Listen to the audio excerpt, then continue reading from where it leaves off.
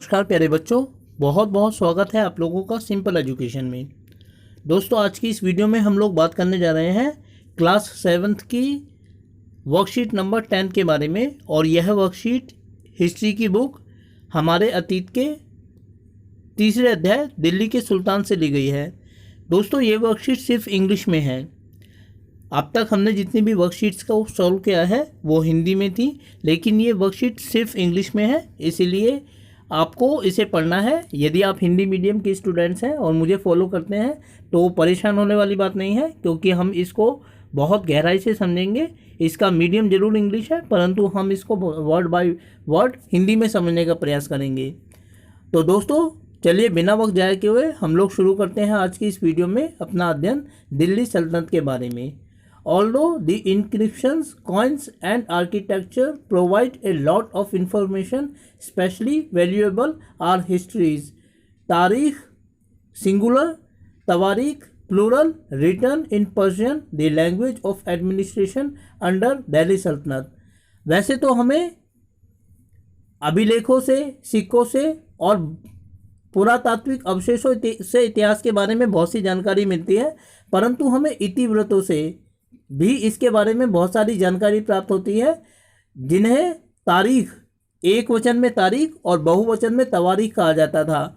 The author of tawarikh were learned men, secretaries, administrators, poet and courtiers who both recounted events and advised rulers on governance, emphasize the importance of just rule.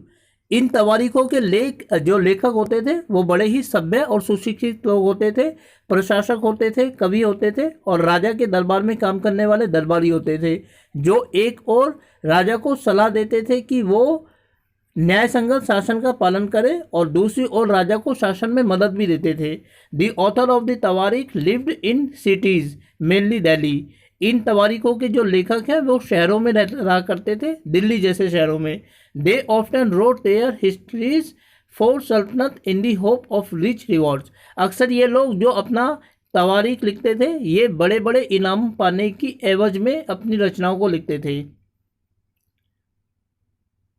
These authors advised rulers on the need to preserve an ideal social order based on birthright and gender distinctions। अक्सर ये लोग राजाओं को सामाजिक व्यवस्थाओं पर आधारित समाज को बनाए रखने की सलाह देते थे, जो लिंग पर और जाति पर आधारित होता था। The ideas were not shared by everybody। और विचार जो थे, उनके आइडिया वो हर किसी के साथ शेयर नहीं होते थे। दोस्तों, यहाँ लेफ्ट हैंड पर आप दिल्ली में शासन करने वाले राजवंशों को और उनके शासकों को देख सकते हैं। पहला जो राजवंश था वो तोमर थे, जिन्होंने अर्ली 12वीं सेंचुरी से 1165 तक रूल किया। इनमें आनंगपाल और चौहान, पृथ्वीराज चौहान मेन थे। उसके बाद अर्ली टर्किश रूलर्स आए जो 1206 से 1290 तक रहे। इनमें कुतुबुद्दीन ऐबक, शमसुद्दीन इल्तुतमिश, रजिया और गाजिउद्दीन बलबन शामिल थे। उसके बाद खिलजी डायनेस्टी आई। खिलजी डायनेस्टी के अंतर्गत जलालुद्दीन खिलजी और अलाउद्दीन खिलजी थे। उसके बाद तुगलक डायनेस्टी आई, जिसने 1320 से 1414 तक शासन किया। इसमें गाजिउद्दीन तुगलक, मोहम्मद तुगलक और फिरोज शाह तुगलक शामिल थे। उसके बाद सैयद डायनेस्टी आई, जिन्होंने 1440 से 1451 तक रूल किया। इनमें खिज्र खान मुख्य था। और उसके बाद लोधी डायनेस्टी थी, जिसमें बहलोल लोधी मुख्य था, जिसने 1451 से 1489 तक रूल किया। Delhi first became the capital of a kingdom under the Tomar Rajput who were defeated in the middle of the 12th century by Chauhans, also referred to as Chahamanas of Ajmer. Delhi पर सबसे पहले जो राजधानी बनाने का काम किया था वो तोमर राजपूतों ने किया था, जिन्होंने 12वीं शताब्दी के मध्य में अजमेर के चौहान शासकों को पराजित किया था। It was under the Tomar and Chauhans that Delhi became an important commercial centre. तो चौहान और तोमर लोगों के अधीन ही दिल्ली एक महत्वपूर्ण व्यापारिक केंद्र बना था। Many rich Jain merchants lived in city and constructed several temples. इस राजधानी में बहुत से धनी जैन लोग रहा करते थे, व्यापारी रहा करते थे, जिन्होंने इस स्थान पर बहुत से बड़े मंदिरों का निर्माण किया। कॉइन मिंटेड हेयर, यहाँ सिक्के ढाले जाते थे। कॉल्ड दहलीवाल, जिनको दहलीवाल कहा जाता था। हैड ए वाइड सर्कुलेशन, जिनको व्यापक स्तर पर इस्तेमाल किया जाता था। The transformation of the Delhi into a capital that controlled vast areas of the subcontinent started with the foundation of Delhi Sultanate in the beginning of the 13th century. लेकिन बड़े क्षेत्र के ऊपर शासन करने के रूप में दिल्ली का जो स्थान था वो 13वीं शताब्दी में शुरू हुआ, जब दिल्ली सल्तनत की स्थापना हुई। तो दोस्तों ये थी आप लोगों की वर्कशीट। अब इस वर्कशीट में जो सवाल दिए गए हैं हम एक एक करके उनको सॉल्व करेंगे। तो दोस्तों फर्स्ट क्वेश्चन है, mention the source which help us to study history, और इसके जवाब को हम इस तरीके से लिख सकते हैं, inscriptions, coin, architecture and tarikh और tawarikh help us to study history.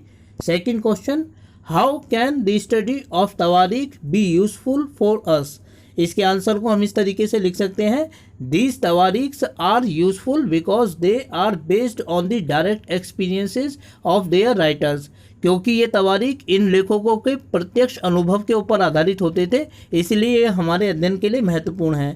Third है, describe the limitations of the study of tawarikh, इसकी तवारीख की कमियों का उल्लेख कीजिए, इनकी सीमाओं का उल्लेख कीजिए, और इसके जवाब को हम इस तरीके से लिख सकते हैं, main limitation of these tawarikh that these don't tell us anything about the common people, क्योंकि ये दरबारी लोगों के द्वारा लिखी जाती थी, इनाम प्राप्त करने के लिए लिखी जाती थी, इसीलिए इनसे हमें आम इंसानों के बारे में कोई जानकारी प्राप्त नहीं होती है।